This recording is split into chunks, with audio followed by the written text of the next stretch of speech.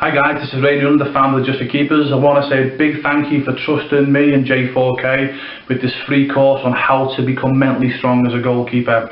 If this is the first time that you've seen this free video course, there should be a link somewhere below. Please click it and subscribe, it's completely free.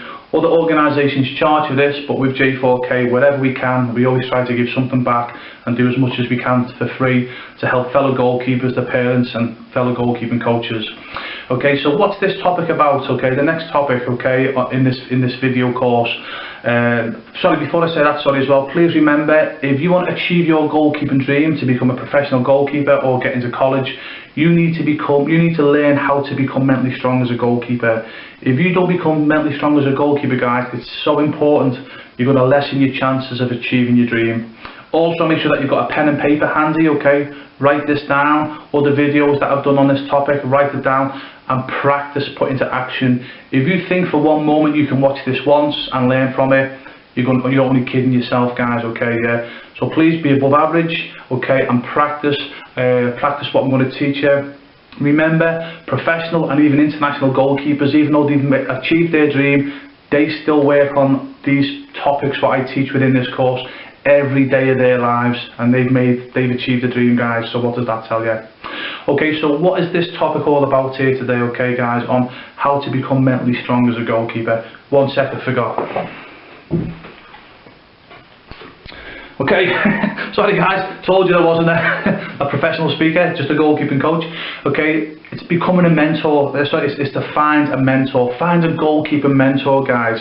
Okay, and it doesn't necessarily have to be the goalkeeper from your favourite team. Now the reason why I say that is the goalkeeper from your favourite team, he could be a different, or she could be a different height, shape than yourself. You know, for example, you know, they could be good at coming for crosses, but you're not really good at coming for crosses, if that makes sense. It's like they've got a different technique to their game, if that makes sense. If it is your favourite goalkeeper from your favourite professional club, fantastic. Okay, you know, watch. You know, you can learn from. By the way, you can learn from any professional goalkeeper, by the way. Whatever you do, don't go onto YouTube, guys, and just watch all that nonsense on there. If you're going to learn from someone, learn from the best. Seriously, guys, it's the only way you're going to develop. But there's two ways you can learn. One, from your favourite goalkeeper that you watch week in, week out, and two, from someone who's sort of your stature, if that makes sense, which I'll come to that shortly. First of all, the goalkeeper at your professional soccer club or football club. Again, just watch everything that they do, guys, okay, yeah? You know, every time you watch them, whether you go and watch them live, you know, even if the game's going on down in that side, watch what they're doing, because what a lot of people do when they go to watch a football or soccer match, obviously they watch where the ball is, yeah? But if you're going there to learn, what was it? Just watch your goalkeeper. Or with technology now, I don't know if they will allow you to do it. They should do. Get like a little GoPro or your iPhone or whatever camera you've got. Ideally, if it's a GoPro, you know, something where, you know, you can set it on the goalkeeper. So literally, imagine you got like the headbands on where the GoPros have got. So the camera's always on the goalkeeper, so you can still watch the game, but this recording the goalkeeper all the time, if that makes sense. So when you get home, you can watch the goalkeeper, because it's important. Because what a lot of the best goalkeepers do is not necessarily, you know, when the ball's in and around the box, that's when they come into their own. The best goalkeepers in the world, they're actually still doing something, and they've got the position right, they're talking to defence, even when their team, it's in the other team's 18-yard box, if that makes sense. That's when the best goalkeepers in the world, they're still doing something, if that makes sense. So if you're watching the game, you're missing out on something vital, what your goalkeeper's doing over there, if that makes sense, yeah. And I know you pay to watch a game, you don't want to be just you know, sitting there and watching the goalkeeper while your team's just scored. So that's why I suggest, you know, getting a camera and you can watch the game, if that makes sense. So going back, what should you watch for? Everything, okay, everything. Watch how he stands, where he stands for corners, how he, you know, his presence, how he communicates with his defence.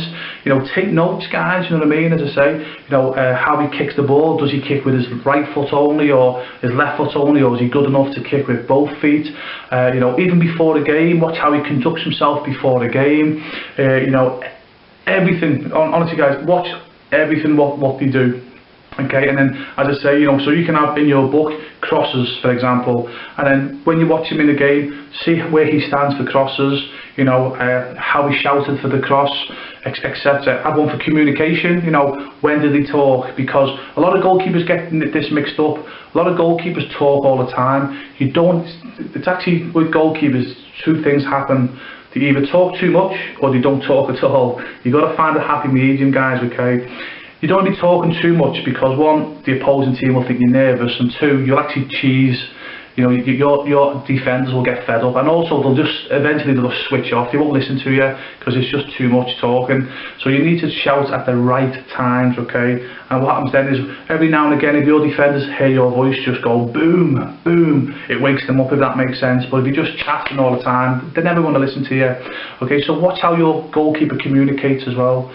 You know what I mean? So literally everything. You can have a topic. Communication, crossing, how to save a penalty, how he dives to the right, how he dives to the left, how he kicks with his right foot, how he kicks with his left foot, how he warms up, how he walks, how he stands, what's his trigger point. I spoke about trigger points in other videos. Try and find his trigger points. Does that make sense?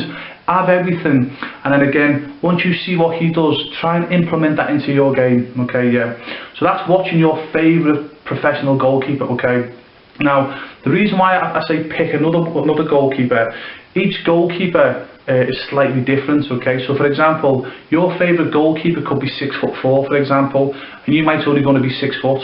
A goalkeeper who's 6'4" will probably play different, to a goalkeeper that's 6 foot tall, because of the height, the build, etc.